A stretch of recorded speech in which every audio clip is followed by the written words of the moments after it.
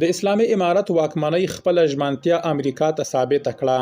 د نوموړي هیواد چارواکي وایي دغه واکمني زموږ یو ښه ملګری ده. د کابل اوسنۍ واکمني څنګه د واشنگټن انډیواله شوې؟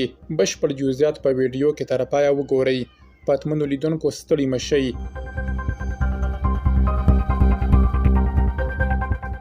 امریکایي چارواکي وایي طالبان د ترهګرۍ ضد جګړه کې تر یو حده زموږ ښه ملګري دي. په ترهګرۍ ضد چارو کې د ولسمشر ډونالډ ټرمپ سلاکار سباسټین ګورکا وایي کیدای شي دا خبره عجیبه ښکاره شي، خو طالبان تر یوې کچې د ترهګرۍ ضد جګړه کې زموږ ښه ملګري پاتې شوي دي. هغه ویلي په افغانستان کې ځینې افراطي ډلې شته چې طالبانو ته هم ګواښ دی. نوموړي ویلي د افغانستان په اړه ډېرې د باور وړ ژمنې شته، خو اوس د دې ژمنو په اړه نور جزئیات نشم ورکولای.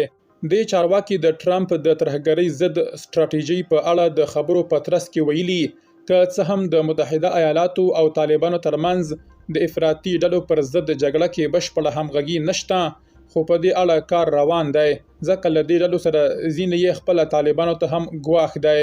هغه زیاته کړه د ټرمپ حکومت د خلکو خوندیتوب ته پام اړولی دی.